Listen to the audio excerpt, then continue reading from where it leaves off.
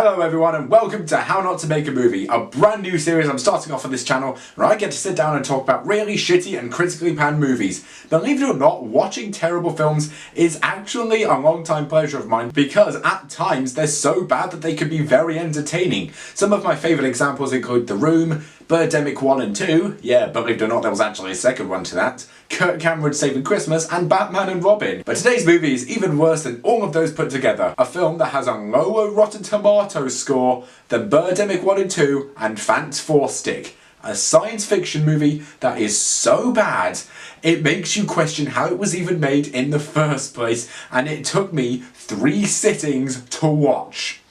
I am of course talking about Battlefield Earth. Battlefield Earth isn't just considered to be the worst science fiction movie of all time, but it's often considered to be one of the worst movies ever made in general. It appeared at number 2 on Empire magazine's list of the 50 worst movies ever made, only just losing out to Batman and Robin, and somehow managing to beat out 2 Uwe Boll movies and 3 Friedberg and Seltzer parody movies. And not only that, but it managed to win 7 Razzie Awards, including Worst Picture, Worst Director, Worst Actor, and Worst Screenplay. Numerous critics have spoken about this on YouTube and they've gone as far as to say that it's one of the worst movies ever made, and for very good reason. The plot makes no sense, the background to the film is complete madness, the acting is even worse, and this was a complete low point in John Travolta's acting career. The movie is based off of a book by L. Ron Hubbard, who founded Scientology. Given John Travolta's involvement in the religion, he wanted this film to be adapted to the big screen for quite a long time. The movie depicts a world 1,000 years from now. Mankind is almost extinct, and the human race has been invaded by this alien race called Cyclos because we have gold.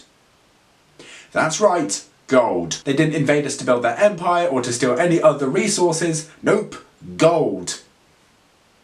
We're in for a hell of a treat tonight, folks. These aliens, called Cyclos, force the humans to mine for gold for them, and in return a rebellion forms to take back the planet. Like I said, this took me 3 tries to watch it. I was somehow able to watch it for an hour before I realised, nope, I can't do it anymore. I cannot watch this thing anymore. This is so bad. In Chris Dugman's review, he said his wife had to give him Yoda-style advice so he would be able to continue watching the movie. Well, I was actually in a bit of a similar situation. My mum had to come over and persuade me to keep watching the movie. Just obviously without the Yoda. Whilst I was watching this, I couldn't help but think, how do you make science fiction this bad? Especially from the director of this movie, who actually won an Oscar for his work on Star Wars, and he's even done work with Alien. Sean Astin switching from acting in Lord of the Rings to a shitload of Christian movies isn't as big of a transition as yours. One thing you'll notice if you watch this, and I highly suggest you do, is that almost every single shot in this film is at a Dutch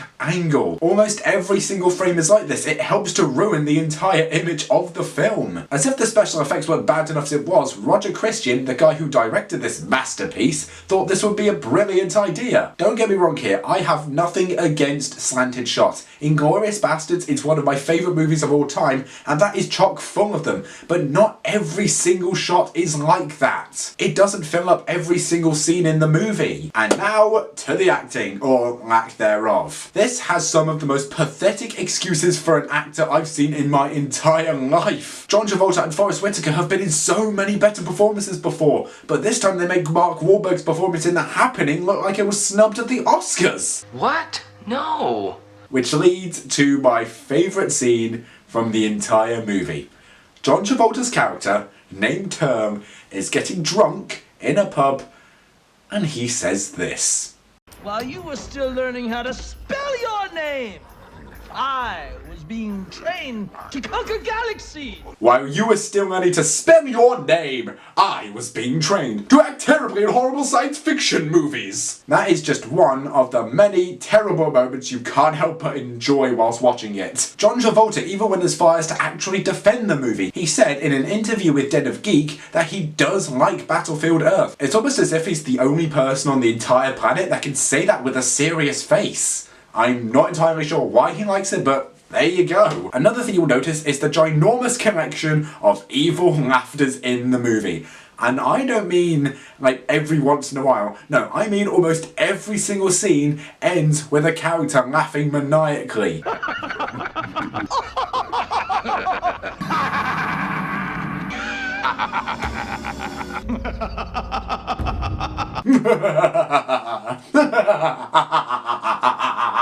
And not only that, but every single scene ends with a curtain wipe, something which was clearly stolen from Star Wars, which wouldn't really surprise me given Roger Christian's work on that film in the first place. But he feels as if he needs to end every single scene on that transition. No cuts, no fades, just the wipes, just look.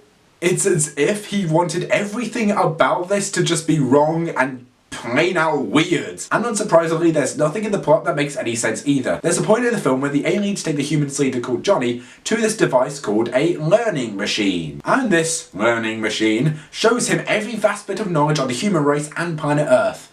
And somehow they don't think that will be met with backlash in the form of, I don't know, an uprising. And Johnny uses this information to teach the humans how to fly fighter jets in the space of just a few days.